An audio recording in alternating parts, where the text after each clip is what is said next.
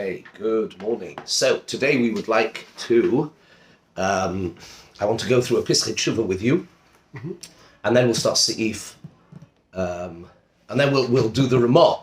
There's a few more cases, there's 3 more cases in the Ramah over here, each of which actually have quite important halachic ramifications. The first thing we want to talk about, which I want to draw your attention to, is a Pischei Tshuva here, Sif Kotten base, which is where he's quoting an important Shuvas Chasam Sofer.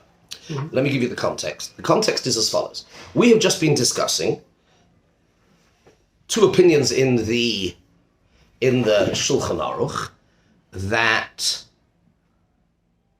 the halacha about if a chosen is coerced, right? And I want to just sharpen one understanding, which I did not make clear when we learnt this. So the Mechaber said, if I were to ask you as follows, what do you think the Mechaber paskins? In the scenario of when a chosen is forced. If I were to ask you, how does the Mechaber paskin? What would you say? No, the Mechaber would say yes. Excuse me, you would have said that it is a... okay, all right, what do you think, Abby?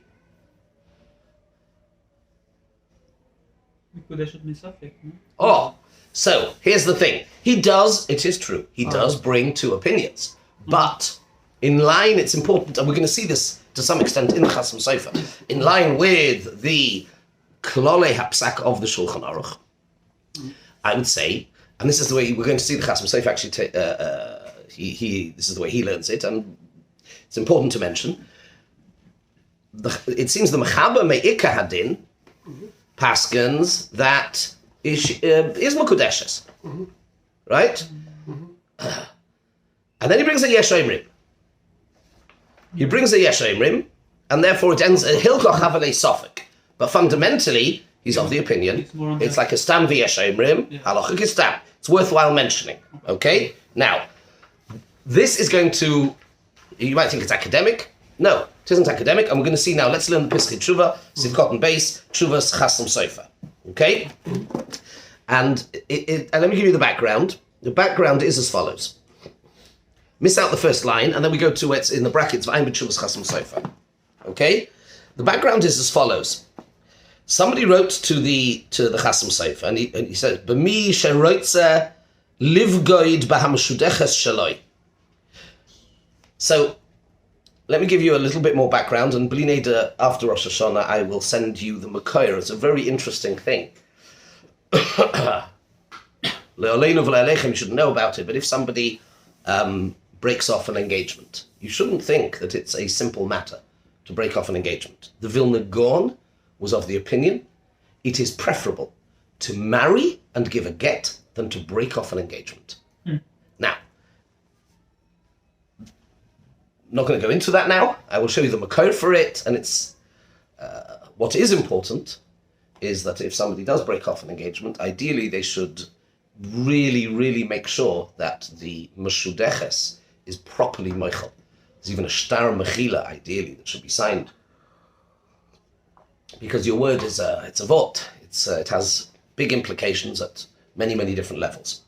Now, this is the background, the context for this Tshuvas Chasam Sofer. The question was as follows. It seems there were communal takonos, minhogim, charomim even, as they would call them, acherim, whereby they would compel, they would force the chosen to marry somebody who he said he would marry. They wouldn't take no for an answer. There was no such concept as, you can't break your engagement, you said you're going to marry her, you jolly well have to marry her. And they tried to compel the chosen to marry her.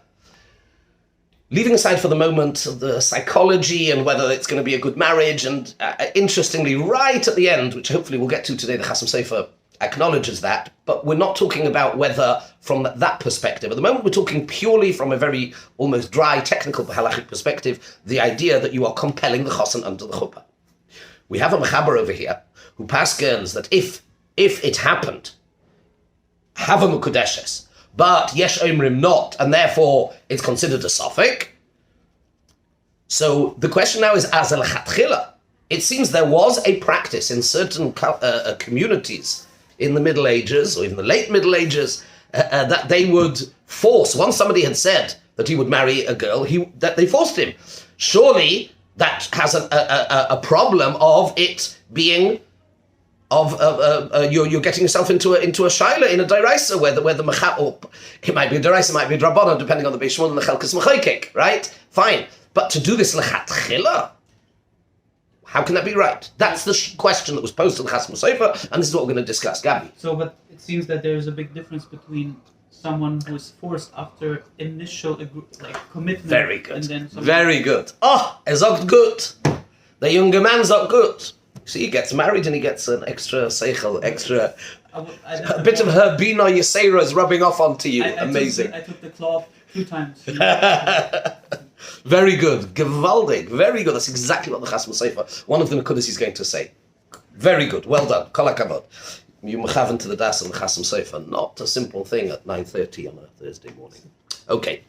Let's have a look. Let's do this inside. I'm Shuv's Chasam Sofer Sim Kuf Yud Beis B'mi Sheroitze Livgoid. Interesting word. Begida means to be a traitor, a betrayal. Thank you. Thank you for reminding me of my English. Yes, you're quite right. Senior moment there. He's going to betray his meshudeches. V'yesh biyad manhigei hakehila lekoifai al yidei moshel ha'ir. We'll call the Bürgermeister and the Ordnungsamt and all the other various clowns, the Oberbürgermeister and all of the others, and we will drag this. The police will drag the chosin under the chuppah. It seems this is something that they had the capacity to do that. When we lived in Gibraltar, sometimes you'd speak to some of the Moroccan Arabs, and it seems that certainly at some points, it wasn't always, life wasn't always easy then. But when it was going well, there was a concept that if the Rav of the city in Mechnes or wherever it was wanted to speak to you, he would call the police and tell the police, go and find Yaakov Mustafi, whoever, and Serfati, and bring him to my house. I need to see him. And the police would go along and do the rabbi's bidding, like they would for the imam or the. It was a certain very, very interesting. So here, Al Koponim, we have a situation where the town authorities would comply with, if the Kehillah said, this guy needs to show up under the chuppah, then the police would go get involved. And this was the shayla to the Chasam Sofer. Is this okay? Okay. So yesh biyad manhigei hakehila. Follow with me. Lekoif al yidei Moshe la'ir lahachnisa lechuppah. Im yesh chashash b'zeh machmas kiddushin bal korchoch. Does this create a problem potentially with our sugya, which is compelling a man to do kiddushin? 2 opinions in the Mechaba, whether b'diavad it's okay or not, Shaila, Derais, and Rabbanon, but to do it lechatchila, that's the question. V'harav hashoyel tzidei lahatir. The Rav who asked the Chasam Sofer the question, he was of the opinion, Gabi, like you, that it's okay to do. Why? Shahachelkes mechaykek ubash hesigol divrei Ramah b'chesh mishpal seif siman reish hey shekasu bansu liknois einay koina. He says that the Chelkes mechaykek and the Beis Shmuel argue on the Ramah in Reish Hey. That's an interesting depiction, to say they argue on the Ramah. I'm not sure that they do. It is true that the Beis Shmuel asks a question on the, but he's trying to understand the Ramah, not. He's trying to be mashver the Ramah in Choshen Mishpat with the Ramah in Even HaEzer, and the Chelkas Mechaykek certainly takes a different view, especially as we saw in Avnei Miluim. Either way, the shoyel here in the Chasam Sofer was of the opinion that he understood the Cham and the Bash to be arguing with the Ramah. Therefore, right, remember what's that? The Ramah in Choshen Mishpat Reish Hey paskins like the Balo Itur, that a fourth purchase is no good. So he's saying the Cham and the Bash paskin not like that. So maybe it is true, maybe you've got 2 opinions here in the Mechaba, but the Ramah obviously holds it's okay. So, weiter. That's number 1. So, so what you're left with is, maybe there's a suffix, the fellow did shaloi kahoigen. Okay. And here, Gabi Yosvar comes into play. Here, it's not a question of a guy not doing the right thing. It's not a question of taking a chapping a poor bocher out, dragging him out of yeshiva and thrusting him under the chuppah with somebody he doesn't know and I don't know what. Yeah, you could say that's probably, not a good thing to do first thing in the morning. Don't do that. It's like Hagen. But it's the other way round. Here's the other way round. The chosen is the guy that's at fault here. He belongs under that kuppah. Why? Nobody forced him to go there. He said he's going to be there. So all we're doing is we are forcing him to be Mekayim, keep his own word. And that, of course, is correct. Surely that's the right thing to do.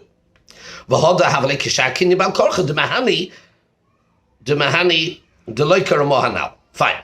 That was the perspective of the Shoyl. In other words, the Shoyl, the Rav, who asked the Chasam Sofer the Shaila, was of the opinion that in this case, for these two reasons, it would be the right thing to do. Answers the Chasam Sofer, gam ani maskim imoy lekoifai. I agree. It's the right thing to do is to force this Chasam to keep his word and to show up under the chuppah.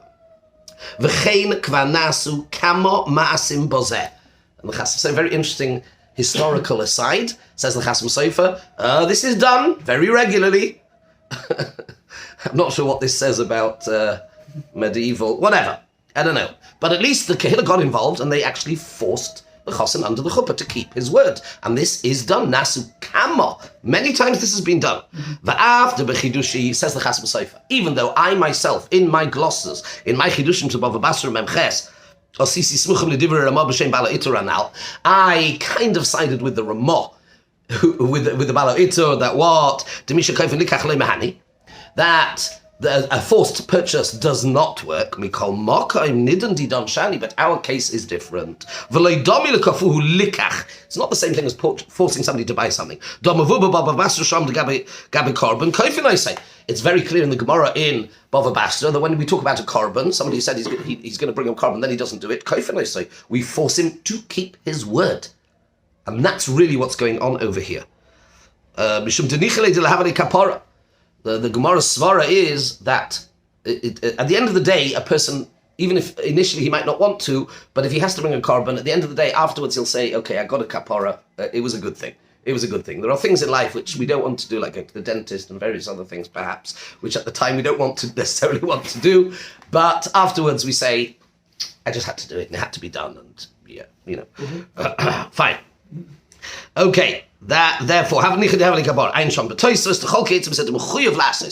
says over there, anything comparable, something where really you do need to do it, then it's kemecher. Then it's like it has the halacha of a mecher, like sale, not like a purchase. Me'ato, therefore, al kain or al koch chodin ischabtu bazeh. The shaila here, the two opinions in the mechaber is hainu b'shakofin lekadosh. That's only when you shakofin lekadosh b'almi, you just drag a guy off the street and you force him under the chuppah. He doesn't know this girl, he doesn't necessarily want to. Of course, that's different. That's a different story. Dazeh have a kolokeach aval zeh shehischayev atzmoi b'cheirem uknas. And by the way, this is the basis of in Hasidic circles, I'm not sure so much about the Sfaradim. In some Yeshivish Ashkenazi circles, they do it. I didn't, my kids didn't, but you've heard of the idea of the Tanoim, where you do a Tanoim. Yeah. And this is the parents. It's more than that. It's a shtar. There's a shtar of a Tanoim, and there's a Kinyan, and there's Eidim. Some people do it at the Vort, some people do it at the Kabbalas Ponim, at the Chosen Teish. I personally didn't do it. My Rebbes didn't. It's not my minute, but it's very old. This is where it goes. This is what it goes back to. This is because in those days it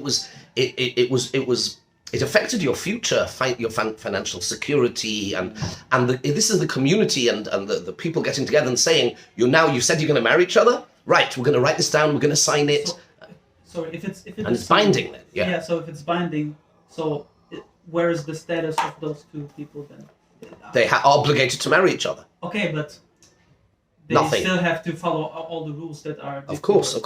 they're not. There's no ishasish. There's no. What it does is it is a chiyuv. They are now obligated to marry each other, and this is what it stems back to.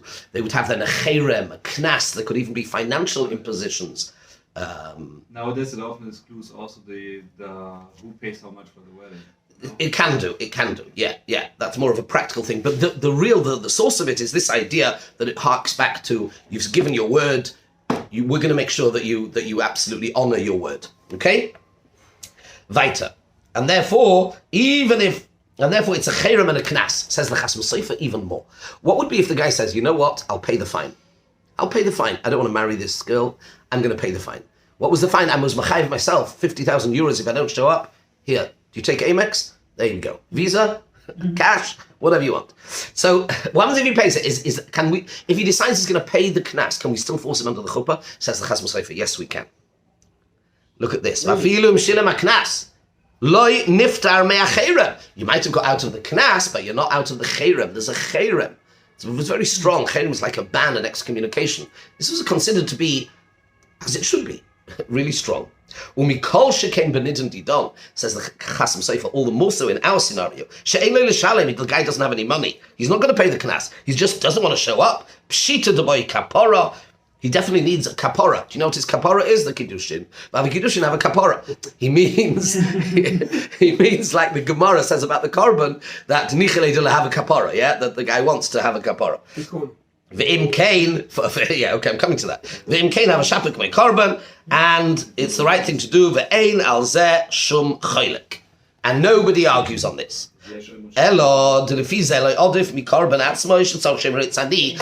there's a slight halachic aside, which I'm going to skip over because I don't want to get dragged into the detail. We mentioned it, we saw it in the Beis Shmuel. If you remember the Raavad and the Rav HaMagid, whether the fellow needs to say Roitza Ani or not. And it's he says you don't need to say Roitza Ani because you've already said that you're going to. For the same reason that he says. I'm going to leave this bit out because I don't want to get trapped into it. Anytime you do just go to, for me, it's sort of 2 lines before the end of the Pischei Tshuva, and it's Aval kol she'oise ma'aseh hamoire al roitze ani. Have you got that? It's like 2.5 lines before the end of the Pischei Tshuva. Aval kol she'oise ma'aseh hamoire al roitze ani. Says the Chasam Sofer, anybody who does an action. And this is actually a very nice segue into our next topic, which is when there is a clash between what a person possibly says or thinks and what they do.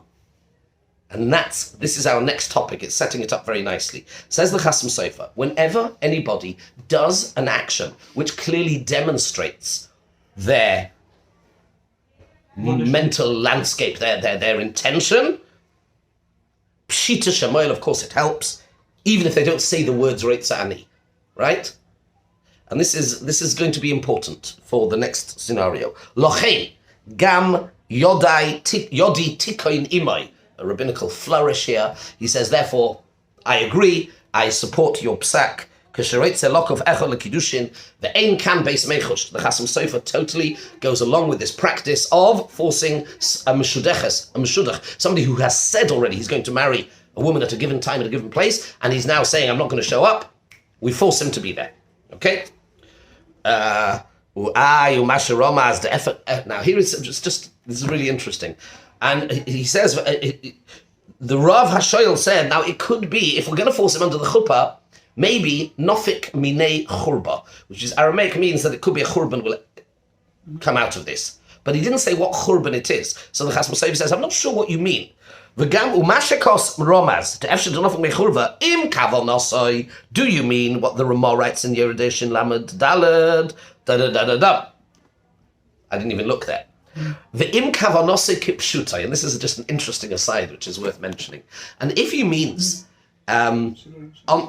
simply on the face of it, how does the Kala feel? Yeah, either she's in the most extreme example, she's standing there under the chuppah, in a nice white dress and everything, and while waiting for the police to drag this guy under the chuppah, and he's in his jeans and t-shirt, and clearly doesn't want to be there, and they put a gun to his head, so to speak, and they whatever. If that's very extreme. Rega. Let me just finish it. That's very extreme, but it could be also that this takes place 2 months before the wedding, and the mayor and the Rav calls him in and say, "You said you're going to marry this girl. You jolly well better show up. No monkey business, young man." So the question is, the Rav who was asking this question said, "Now it could well be nofak minei churba, a destruction will come out of this." So the Chasam Sofer says, "I'm not sure what you mean by that, but if you mean kipshutai, just as the words simply imply." shelo yehiyeh shalom beinehem, that this is probably not going to be a great marriage. There very likely is not going to be shalom between them. She knows that he said he wanted her and then he changed his mind, and the only reason he's showing up is because he is told he doesn't have a choice. What sort of a relationship is this going to be? If that's what you meant, says the Chasam Sofer, pshita shaha emes itay. You're right. Of course, it's simple. It's obvious that you are correct. V'chein omarti leha. Not sure what that means. V'chein omarti leha muker ezeh. I'm not sure what that means. Ki ledati tov lahafrid bein advekim. I've already said that I actually think the best thing is that they should not get married. It's not a good idea at a practical level in terms of psychology, in terms of an emotional intimacy, in terms of a relationship. This dynamic does not bode well for the future relationship. But here we're discussing a purely technical halachic thing. And halachically, of course, that you have the right to do it, and it is the right thing to do, provided that's something that she wants. But of course, we also have to be cognizant of the mental, emotional implications and the likely success of this relationship. That's a separate thing. Of course, I agree with you. These two things could. He was first. What did you want to say?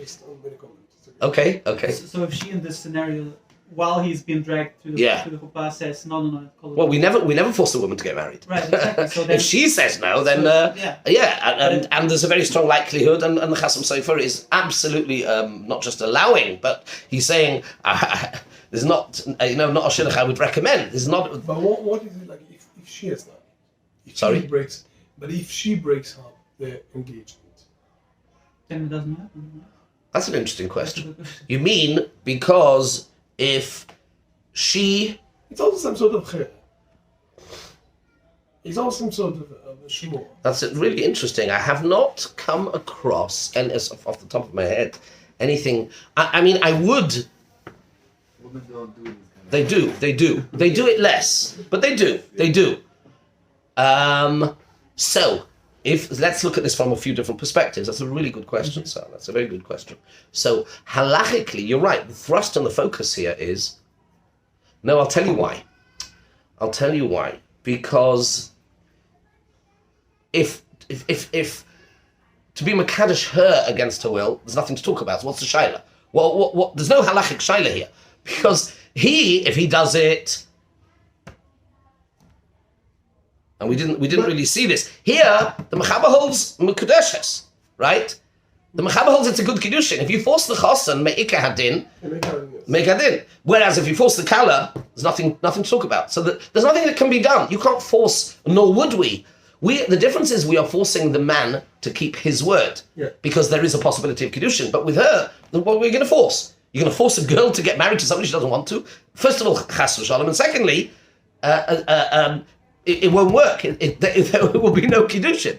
So you can't actually achieve anything. Now, you go back to the level of Ben Adam L'Chaveiroi, the emotional, the moral dynamic, then I think you have a point, that in the same way he gave his word, she gave her word, she agreed to be married to him, and therefore she owes him an apology as well, I would imagine. From that, if that's what you're saying, yes. But she will not be an cherem for breaking her commitment. I think the cherem was usually given up for the man, not for the woman. Yeah. And I think, with feminism today, maybe we should make a cherem on a woman. Maybe. Yeah. It's not... maybe you have to take the rough with the smooth. I don't know. I haven't seen yet, with this emancipation, I haven't seen any drive. Seen a drive for prenups and all sorts of stuff. I have not seen any drive for making a cherem on a kala who... maybe we should. Equality of outcome, maybe. Equality of opportunity. I don't know. Whatever. I'm being a bit facetious. By the way, I don't have a watch. So does anybody have a watch? Or It's 10. It's 10. Okay. Just let me know when it's 1:15. Okay. Need to go. Okay. Weiter. So this is the Chasam Sofer, and this very nicely sets up the scene for the Ramah. Let's continue. The Ramah. Now there are basically three ideas here. Well, depending how you learn it, in the Ramah. The first we're going to learn is a very important halacha. It's a Tshuvas Maram Mirottenberg. Okay? And I'll tell you what I'll give you the context now. The context is as follows. We'll come to the story in the thing. Where this becomes relevant is when there are scenarios where a chuppah or a Kiddushin takes place and one or the other side says, I didn't really mean it. It was a joke, right? There are a number of stories, whether it's involving teenagers and these are real shilas, and the shilas that the Achronim talk about a lot, and it's based on this Tshuvas Marami Rottenberg, and we will uncover some of the important halachic principles in this. Okay, when somebody says it's tzchoik, it was a joke, it was a game, and we have to examine the actions, the words, and the context, and all of this. Okay, Zogt the Ramah Haggah Omra Tchila Kadsheni. This is the shaila in the Tshuvas Marami Rottenberg. A woman said to a man, "Be mekadosh me." V'zorak Kiddushin l'toicheka, and he took a ring, money, whatever it is, and he threw it into her lap. V'omar lo, and then he said to her. So this is Kiddushin la'acha matan mois, by the way, which is a separate thing, right? Usually what do? You have to say hariyat, and then, right? But here was Kadsheni. She said, please be mekadosh me. So he threw Kiddushin l'toicheka, and he said, v'omar lo hariyat mekudeshes li, v'niara bigdeho toich kedei dibur lahashlich mimeno hakiddushin. And immediately, toich kedei dibur, immediately she threw the ring or whatever it is off her dress. She threw it away immediately. Toich kedei dibur. Va'imeres, and she said, no, shaloi kivno mitchila rak l'schoik ba'alma. When I said to you, be mekadosh me, I was joking. So again, let's go through the conditions here. Very important to get all the details precise. She says to him, Kadsheni. And remember, we've got to speak to, we'll come at some point, we have to think about Adim. This is also going to be really important. First, let's get the details very clear. She says, number one, she says Kadsheni. Number two, he does a Maisa Kiddushin. He throws it l'toich cheka. So it lands on her. Presumably she's sitting down. So it lands on her. So that's a kinyan, right? Kadsheni, he throws it to her. He says, Hariyat Mekudeshes li, and Toich de Dibur, she throws it away and then says, I was joking. 5 things. Before looking inside Rabbi Sai, unless you've already looked ahead, what would you think? I want you to use your brains. I don't know. You just tell me what you think. Again, she says, be mekadosh me.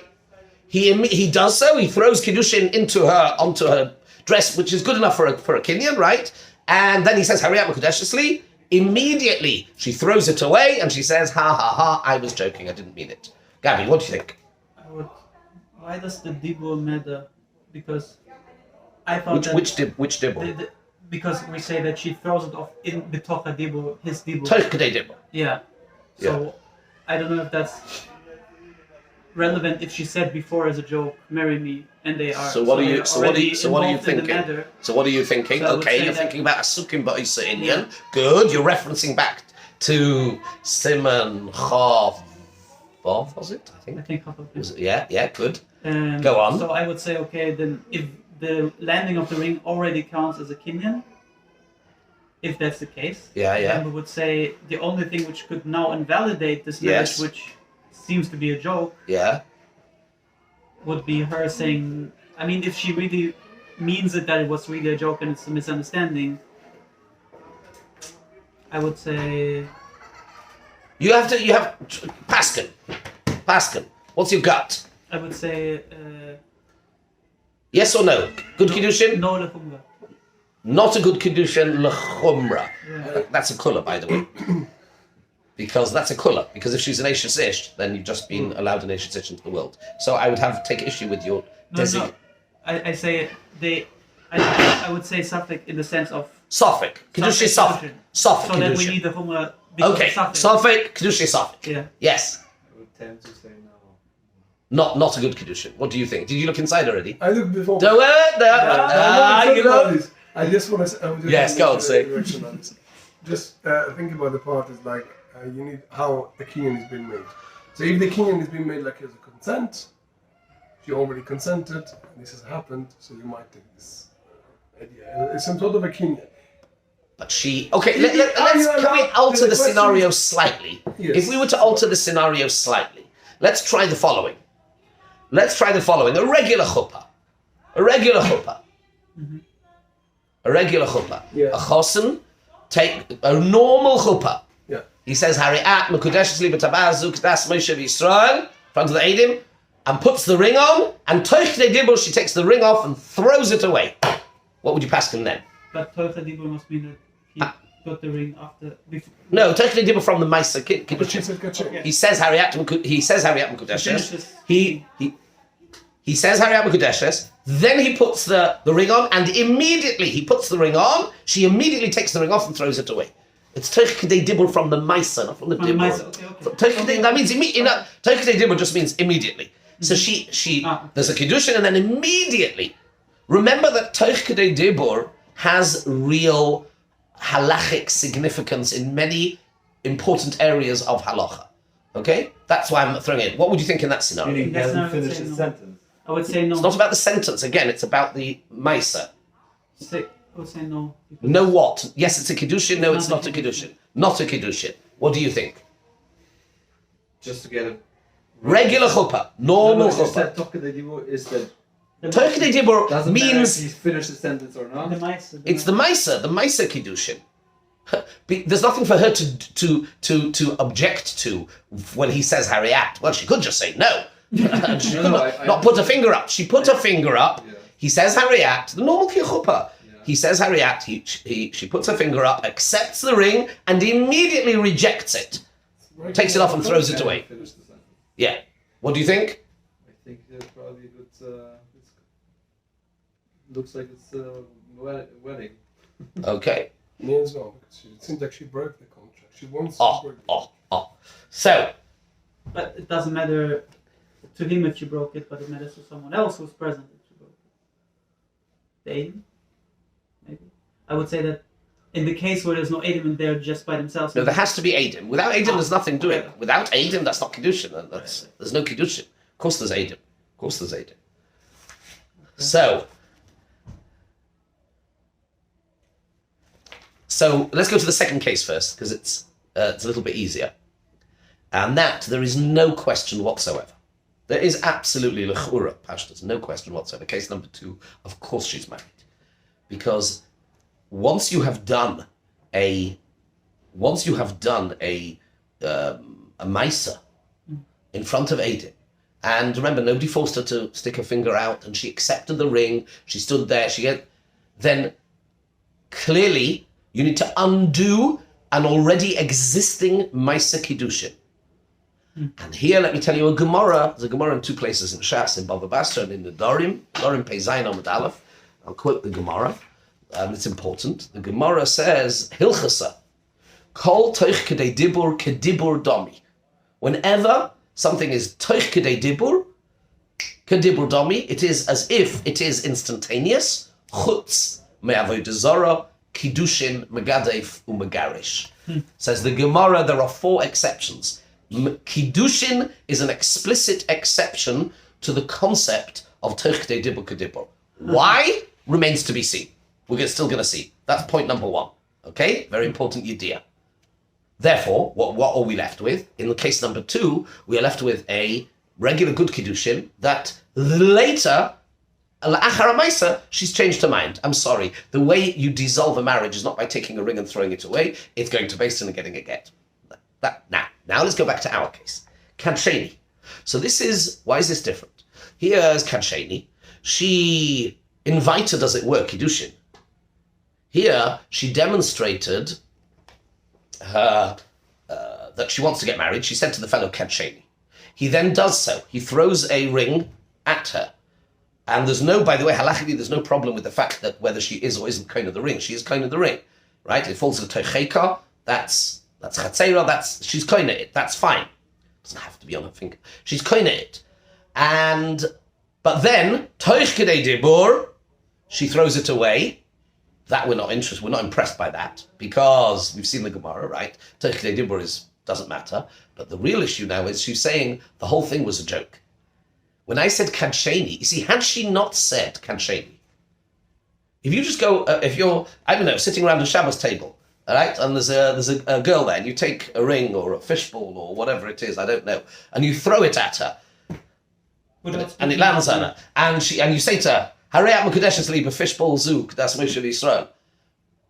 And she just, whether or not she throws it away, what would if she wouldn't throw it away? We could talk. But if she, of course, that's a joke. It's nothing. But here there is context, and context is everything. We're going to learn. Eventually, we'll see a chazanish, very important chazanish on this. Kansheni means she's setting the tone. She says to him Kansheni. But we now have to think about when she said Kansheni, did she really mean it or not? So we have a word which sets the scene. Had we not had this word Kansheni, then the whole thing would have been a Purim, would have been a grotesque joke. But she said Kansheni. So now, do we take her at face value? She said, please marry me. And immediately he complies and he throws her a ring and it lands. She's koinet. He says Harayat Mekudeshesli, but now she does two things which go against this. She throws it away, which may not have any halachic meaning from the perspective of Tech Kedei Dibur, but perhaps it goes to her state of mind, maybe, and it supports her immediate Dibur where she says, don't be stupid, I was joking. Maybe now it shouldn't be good. Now let's learn the Maram. Okay? We've set the scene. Zog the Ramah quotes of Shuvas Maram. Zog the Maram, Omrot Chilo Kansheni. V'zorak Kiddushin l'toicheka, v'omar lo Harayat Mekudeshes li, v'niara bigdeha toich kedei dibur. And she immediately shakes her dress, so it falls away lahashlich mimena Kiddushin. V'oimeres shelo kivno mitchila l'rak l'schok ba'alma. And have a Mekudeshes. Mazel tov, you're married. Okay? Thank you. Have a Mekudeshes. Okay, maybe we'll stop here. So we've set the scene. We need to now, we're going to dig down after Mirz Hashem, Tzom Gedalia. Okay. Ksiva v'chasima toiva, good geben shtiyah, should daven well.